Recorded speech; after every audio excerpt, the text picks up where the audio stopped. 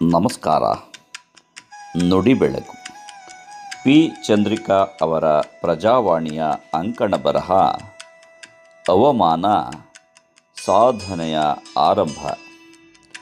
ಬುದ್ಧನ ಬಳಿಗೆ ಬಂದ ಶಿಷ್ಯ ಕೇಳಿದ, ನೀನು ಧ್ಯಾನದ ಬಗ್ಗೆ ಹೇಳುತ್ತಿದ್ದೀಯಾ?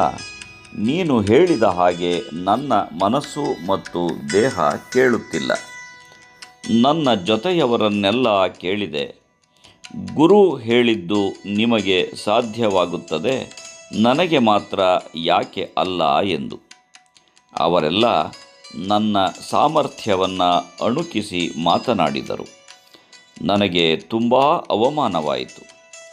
ನನಗೆ ಎಲ್ಲವೂ ಸಾಕೆನಿಸಿದೆ. ನಾನಿನ್ನು ಇಲ್ಲಿಂದ ಹೊರಡುವೆ ಎಂದ. ಸೂರ್ಯ ಮೆಲ್ಲನೆ ಮೇಲೇರತೊಡಗಿದ್ದ.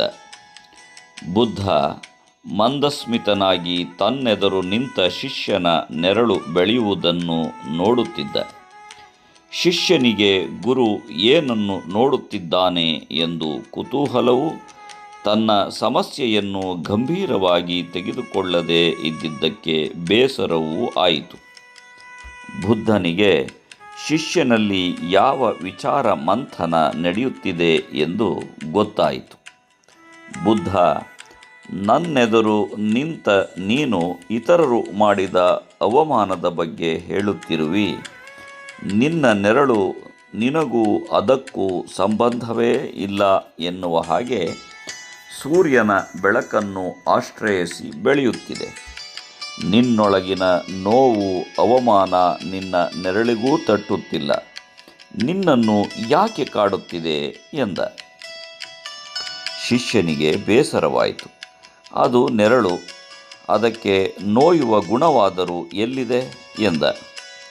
ಬುದ್ಧ ನಕ್ಕು ಹೇಳಿದ, ನೋಡು, ನೆರಳನ್ನು ನೋಡಿ ಕಲಿಯುವುದು ಬಹಳ ಇದೆ. ಅದು ತನ್ನ ಪಾಡಿಗೆ ತಾನು ಬೆಳೆಯುತ್ತೆ.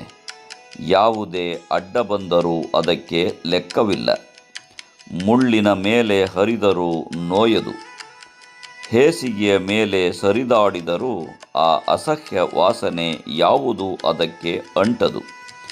ಇಷ್ಟೆಲ್ಲ ಗುಣವಿರುವ ಅದನ್ನು ಕುರಿತಂತೆ ನೀನು ಹೇಳುತ್ತೀಯೇ, ಅದಕ್ಕೆ ಗುಣವಿಲ್ಲವೆಂದು. ಗುರುವೇ, ನೆರಳಿಗೆ ಏನಾಗುತ್ತದೆ ಎನ್ನುವುದು ಅನಾವಶ್ಯಕ ಚಿಂತನೆ. ನನ್ನ ನೋವನ್ನು ನೀನು ಅಪಹಾಸ್ಯ ಮಾಡುತ್ತಿದ್ದೀಯೇ.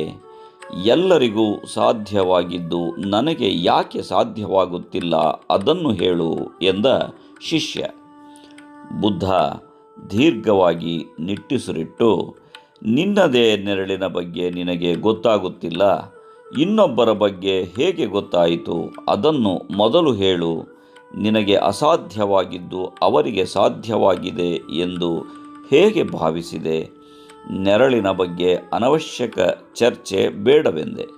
ಆದರೆ ಇನ್ನೊಬ್ಬರ ಮಾತುಗಳ ಬಗ್ಗೆ ಅನವಶ್ಯಕವಾಗಿ ಯಾಕೆ ಚಿಂತಿಸುತ್ತಿರುವೆ? ನಿನ್ನೊಳಗೆ ನಿನ್ನನ್ನಿರಿಸಿಕೋ. ಅದು ನಿನ್ನ ಶುದ್ಧ ಮಾಡಿಕೊಳ್ಳಲು. ಆಗ ನಿನ್ನೊಳಗೆ ಏನೂ ಇರುವುದಿಲ್ಲ. ಅವಮಾನ ಎಂದು ನೀನು ಭಾವಿಸುತ್ತಿರುವೆಯಲ್ಲ, ಇದು ಒಂದು ಹೆಜ್ಜೆ. ಅದು ನಿನ್ನ ಗುರಿಯ ಕಡೆಗಿನಿದ್ದು ಎಂದು ಭಾವಿಸು. ಪ್ರಿಯ ಶಿಷ್ಯ, ನೆರಳೇ ನಿನ್ನ ಗುರು. ಅದಕ್ಕೆ ಕಾಮ, ಕ್ರೋಧ, ಮದ, ಮತ್ಸರ ಯಾವುದೂ ಇಲ್ಲ. ಅದಕ್ಕೆ ನೀನು ಮಾತ್ರ ಗುರಿ. ಅದು ನಿನ್ನನ್ನು ಮಾತ್ರ ಅನುಸರಿಸುತ್ತದೆ. ಅದರಂತೆಯೇ ಧ್ಯಾನದಿಂದ ನೀನು ಇವೆಲ್ಲವನ್ನೂ ಕಳೆದುಕೋ. ನಿನ್ನ ಒಳಗಿನದ್ದು ಸಾಧಿಸು. ಅದು ವಿಚಾರಗಳ ಶುದ್ಧಿಗಾಗಿ ಮಾತ್ರ ಎನ್ನುವುದನ್ನು ಮರೆಯದಿರು ಎಂದ. ಅವಮಾನವಾದ ತಕ್ಷಣ ಬಿಟ್ಟು ಹೋಗುವುದಲ್ಲ, ಅರ್ಥ ಮಾಡಿಕೊಳ್ಳಬೇಕು. ಅಲ್ಲೇ ಇದ್ದು ಸಾಧಿಸಬೇಕು. ಏಕೆಂದರೆ ಅವಮಾನ ಎಂದೂ ಕೊನೆಯಲ್ಲ, ಅದು ಸಾಧನೆಯ ಆರಂಭ. ನಮಸ್ಕಾರ. ಧನ್ಯವಾದಗಳು.